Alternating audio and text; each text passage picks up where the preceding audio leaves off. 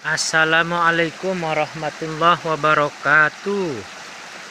Selamat sore guys, selamat sore teman-teman Warung DNA. Sehat-sehat untuk kita semua ya, amin amin amin. Sahabat Warung DNA, kali ini di sore hari ini sekitar jam setengah 3 ini ya, setengah 3 sore ya. Saya berada di sungai. Nama sungainya itu Sungai Citahanan. Nah ini Sungai Citahanan. Keruh ya airnya. Tapi dulu saya di sini suka mencari ikan. Pakai bukan jala, pakai sair bahasa Sundanya. Ada yang mancing, ada yang pakai sair, gitulah. Jala kecil itu ya, sair, pakai sair. Lagi anak-anak dulu, senang. Sekarang mungkin pada malu turun cari ikan pakai jala mah gitu. Gak zaman katanya. Zamannya zaman gadget sekarang ya. Ya sekali lagi ini saya berada di Sungai Citahanan. Airnya keruh, tapi ini sepanjang musim tidak pernah susut airnya walaupun kemarau panjang. Selalu ada. Ini induknya agak masih di sekitar Desa Nasol sih. Induknya ini Sungai Cimari kalau nggak salah, gitu di atas. Nah, ya, tuh terus memanjang ke sana. Tuh Sungai Citahanan ke sana. Ini apa itu?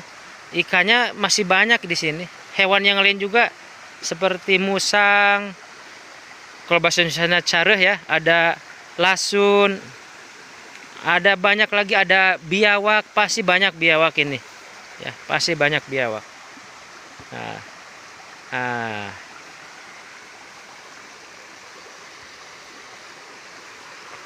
Teman-teman semua, walaupun saya ini berada di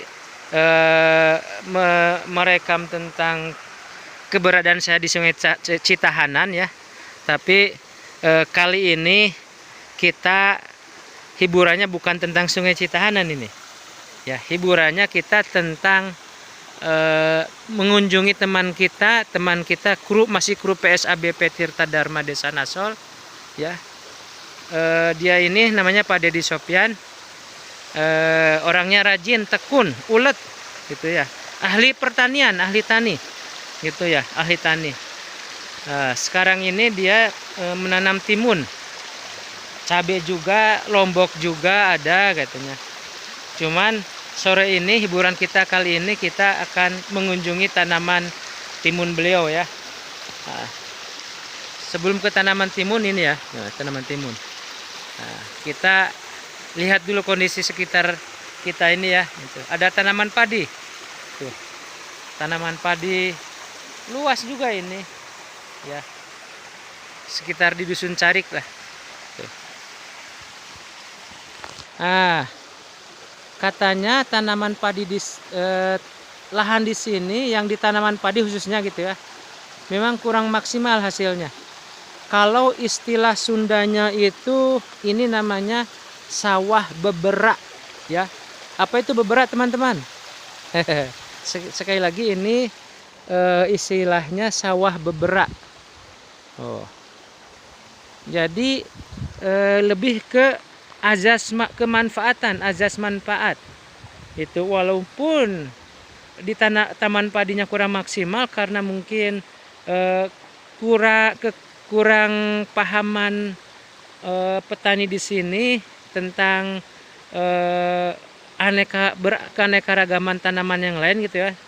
Jadi mereka itu yang ditanami ya padi terus gitu ya, nggak mau ke yang lain, ke sayuran atau apapun. Nah, pinginnya ya padi gitu ya. Jadi ini sawah beberak. Jadi disebut sawah beberak itu keadaannya memang biasanya itu dibatasi sama perbukitan, bukit-bukit yang pendek lah gitu, perbukitan ya.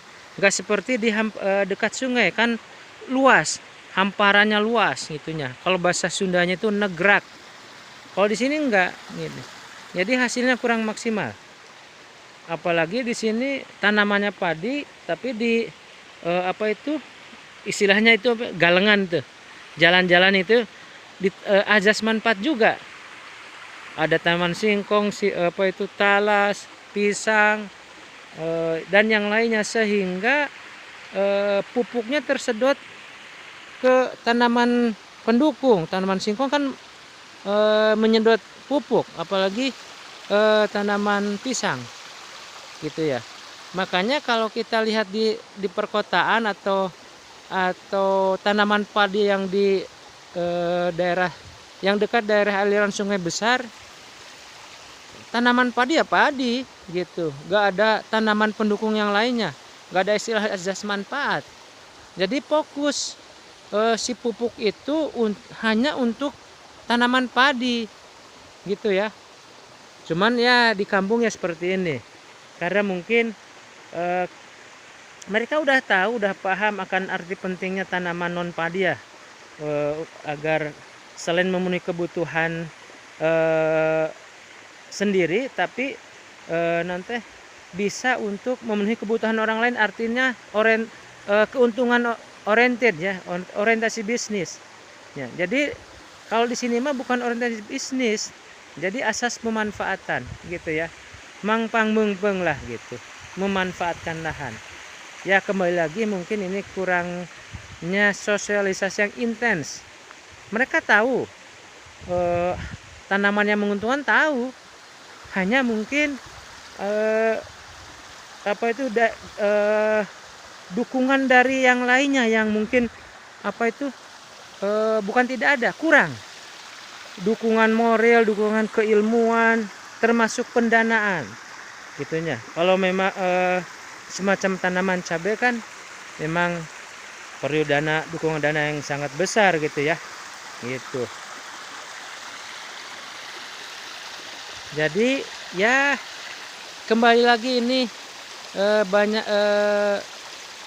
dukungan stakeholder yang memang harus ada dan harus sabar gitu ya. Pemerintah desa, tokoh-tokoh masyarakat atau lembaga-lembaga kemasyarakatan yang ada di desa itu harus mendukung, harus terus bersosialisasi, menyosialisasikan tentang ilmu-ilmu yang mendukung kepada ketahanan pangan gitu ya, gitu. Jadi ya memang banyak faktor lah ya, banyak faktor individu petaninya, lingkungannya, pemerintahnya itu. Jadi tetap di kampung mah, khususnya di daerah sini, ini masih orientasi ya asas manfaat gitu, bukan orientasi bisnis. Karena ini kata teman saya, kata guru PSAB Pak Dedi, di sini perbatanya kalau di tanaman padi itu kalau ditanami padi paling dapat 1 kilo juga udah untung. 1 kilo bersih tinggal giling. Sangat tidak menguntungkan kalau dianalisa dari kalkulasi bisnis gitu ya. Tuh, bagus padinya, bagus lumayan gitu. Tapi tanamannya bagus tapi si buahnya kurang gitu, bener lah gitu. Gitu. Tuh. Kata teman saya di sini satu batanya cuman 1 kilo garing kering.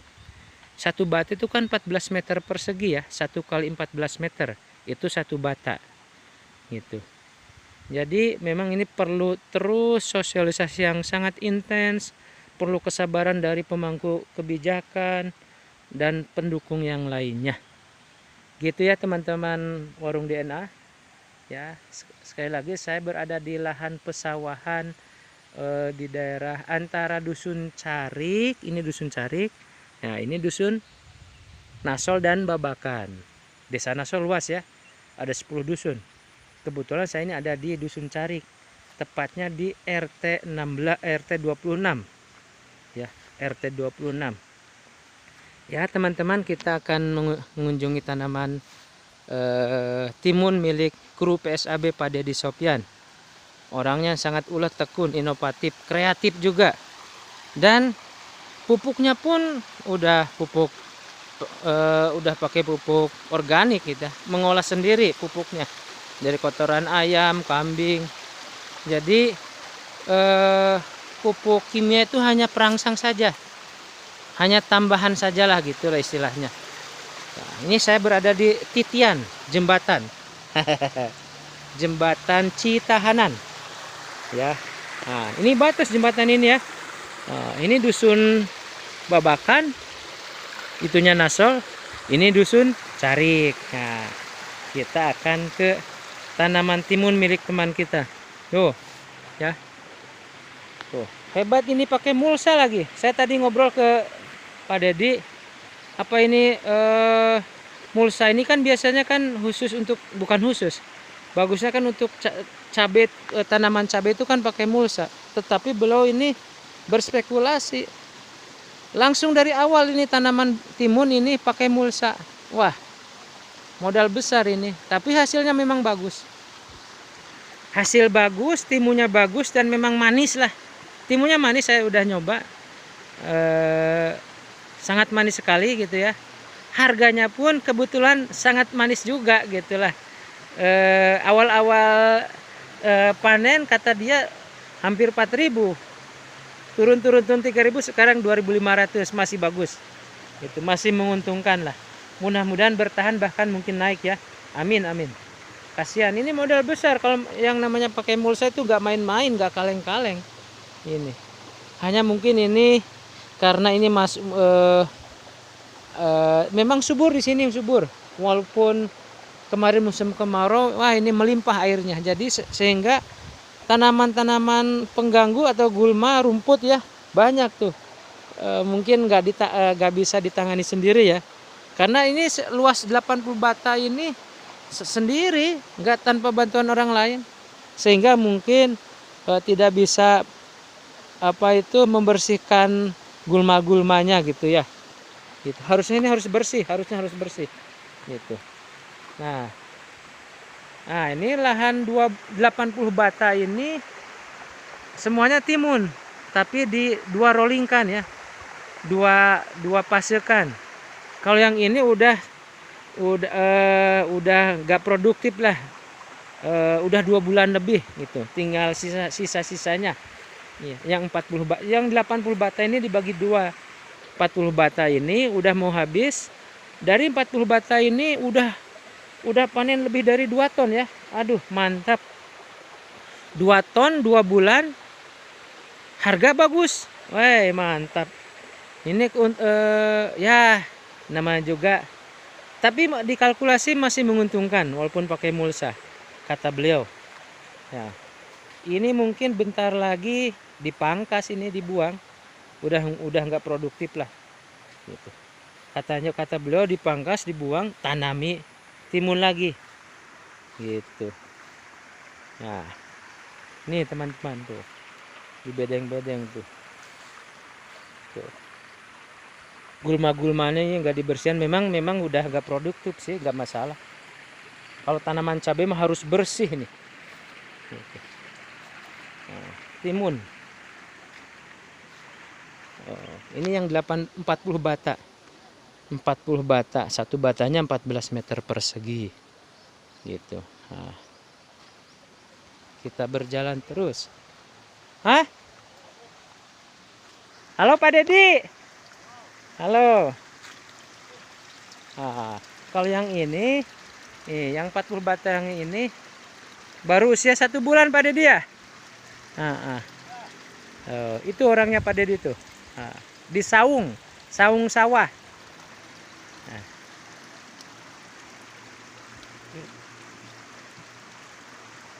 Kudu. Dad. Tuh kalau ini yang ini lumayan bersih ini. Dad. Diuk kan. Ulah udud. Perlu ilmu. Nah, Pak Dedi, ini harusnya bersih ya. Gulma-gulma harusnya bersih ya. Nah, kunaon tadi bersihan? Belum sempat. Nah, ini teman-teman warung DNA, kru PSAB kita ini. Beliau ini kreatif, inovatif, tekun. Sibuk ini. Nah, kalau ini bagus lumayan ya, gulma-gulmanya bersih. Harusnya bersih ya? Iya. Tapi kan ini udah nggak produktif, jadi nggak masalahnya. Jadi bersihan ge. Iya. Gitu. Pada dia kesirangan buahnya. Sampai kapan ya? Kira-kira berapa minggu lagi dipangkas? 1 minggu lagi. 1 minggu lagi dipangkas, dibuang ya? Dibuang. Jadi pakan ikan atau pada dia? Tanam baru. Ya kalau ada yang mau. Wah lumayan nih pakan ikan atau kambingnya. Pada dia halo? Halo. Nah ini teman kita ini dari Dusun Carik, petani hebat ini. Diajar lain petani. Memang gak ada yang hebat ya, belajar dan belajar terus sama. Ya. Nah, kalau ini udah berapa kali panen yang ini? Ini baru belajar 4 kali, baru 4 kali. 4 kali ya, aduh mantap ini. Sama hari tadi 4 kali. Ini 1 bulan ke depan ya masa panennya. Iya. Wah mantap, mudah-mudahan maksimal ya, lebih dari yang ini ya. Mudah-mudahan, amin. Insya Allah panennya bagus, harga bagus. Amin. Sip pada dilah. Sekali lagi teman-teman semua, ini sosok warga desa Nasol yang kreatif, yang inovatif, memanfaatkan lahan untuk orientasi keuntungan, orientasi bisnis. Ini perlu ditularkan Pak Didi, ulah-ulah, jangan jangan pelit, bagi-bagi ilmu. Siap. Ya, bagi-bagi ilmu. Siap, gitu. Halo Pak Dedi. Ya, halo juga. Ya itu sahabat warung DNA semua, barusan dengan Kang Dedi ya, kru PSAB yang beliau juga sangat peduli terhadap sektor ketahanan pangan, khususnya tanaman sayuran. Kali ini saya berkunjung ke tanaman timunnya ya. Insya Allah lain waktu kita ke tanaman lomboknya. Kata dia menanami cabai kecil lah, cabai lombok atau bahasa Indonesianya ya. Halo guys, tuh ada 3 orang kru PSAB gitu. Tadi bawa kerupuk sengaja dari rumah gitu, pingin makan timun katanya. Timunnya manis, semanis orangnya gitu. Ya gitu ya guys ya. Gitu, sekali lagi terima kasih. Semoga tayangan ini menghibur untuk kita semua. Selain hiburan, kita ada sisi edukasinya, bagaimana caranya agar ketahanan pangan ini terus berlanjut ya, berlanjut, tidak istilahnya, harus terus dikembangkan, harus terus dilestarikan ya.